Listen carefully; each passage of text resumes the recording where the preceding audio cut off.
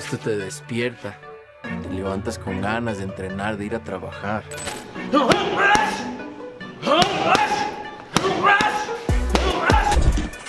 El agua ya sale a 2 grados.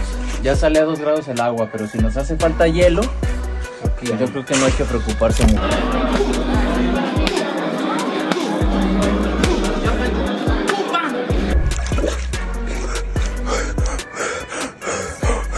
Canelo isn't just in camp, he's rewriting the playbook. Forget the casual shadow boxing and sipping Gatorade. My guy's training looks like a Rocky movie, but with a Gucci budget. Strength coaches aren't just counting reps. They're making him flip tractor tires bigger than a small car, each slam echoing like a war drum.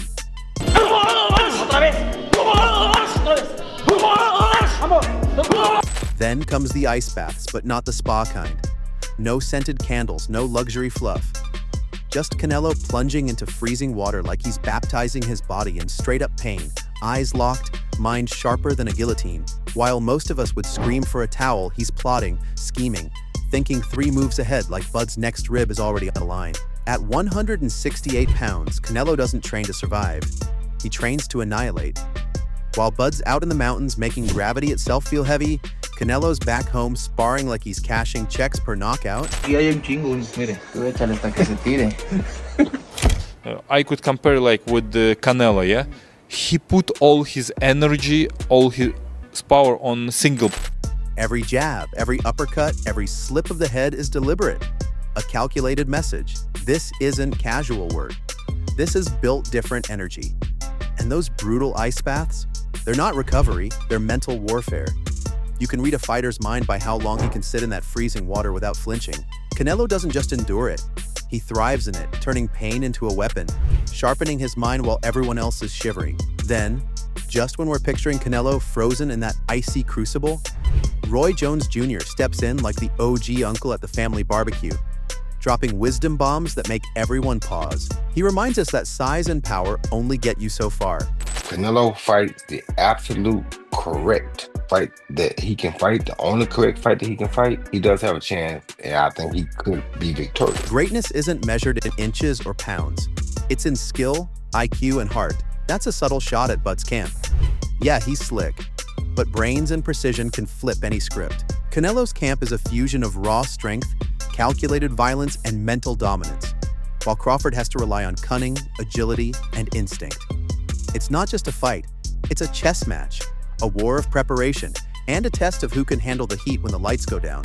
A good big guy does beat a good bad guy, but a great little guy, does beat a great small guy, but a great small guy beats a good big guy. I think we're not talking about a good small guy. I think we're talking about a great small guy. You understand me? So this great small guy, like you saw with me, a great small guy can do anything. Canelo isn't training to win. He's training to rewrite the rules, to make every round a reminder that pain is temporary, but domination is eternal. Bud may bring size, skill, and street-level cunning, but Canelo's built for more than that. He's forged in fire, sculpted by discipline, and sharpened by ice. And when fight night comes, it won't be a battle. It'll be a masterclass in what it means to be built different. He's handing out compliments like flowers at a wedding, but you can hear him leaning toward Bud like he's picking sides at a family cookout. And honestly, it makes sense. Canelo's got the skills, the resume, the belts, but sometimes you look at him and wonder, is he still starving for greatness? Or has he already feasted at the legacy buffet? Meanwhile, Crawford? Man's hungry like he skipped breakfast, lunch, and dinner just to make a statement. That kind of mindset, dangerous.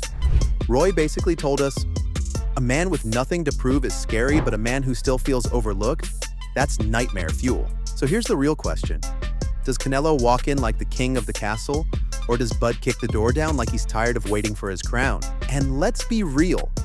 If Canelo shows up half hungry, Bud's gonna season that plate and eat it in front of him. But if Canelo locks in, we're talking about a tank rolling downhill at full speed, unstoppable and relentless. Either way, this isn't just a fight. It's pride, hunger, and legacy all throwing punches at the same time. Now hold up. Just when Roy had us nodding like, yeah, Bud might really cook here, Regis Prograis steps in like the responsible uncle slamming the brakes at the barbecue. Regis straight up says, forget all that greatness talk, weight classes exist for a reason. And you can feel him. Canelo ain't exactly a snack.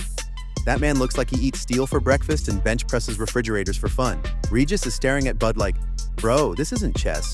This is sumo chess on the wrong board with the wrong pieces. And if you know Regis, he doesn't sugarcoat anything. His warnings feel like a friend's advice, but one that comes with a dare. Step up or get flattened. All right, Regis wasn't done. He doubled down like he's holding pocket aces at a poker table. Man, straight up, said Crawford. Stepping up to Canelo is like bringing a butter knife to a barbecue. You might slice some bread, but you ain't cutting no ribs. And I can't lie, he's talking spicy, but it makes sense. Jermell felt Canelo's touch and immediately hit the canvas like Wi-Fi just cut out. Now imagine Bud, who ain't fully built at 168 yet, trying to take those same shots. That's like going from Nerf guns to rocket launchers overnight. Still though, if Bud actually pulls this off, forget Mount Rushmore. Put that man's face on the $100 bill. But until then, Regis has a point. Size, power, and that Mexican fighting pride, they don't come with a receipt you can return.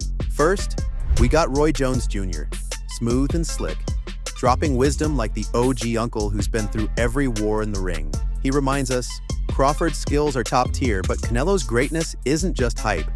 It's real, it's lived, and it's sharp. Then Regis steps in, blunt and unfiltered, like the friend who tells you exactly what's wrong. Yo, weight classes exist for a reason. Translation? You can't just waltz into a heavyweight club with a featherweight ID, and just when you think the conversation is settled, Jermall Charlo crashes in with receipts from his own bloodline. He says his brother bulked up for Canelo and ended up moving like he was fighting underwater. That's real talk. He's basically warning Bud, don't turn into a gym rat just to absorb Canelo's shots.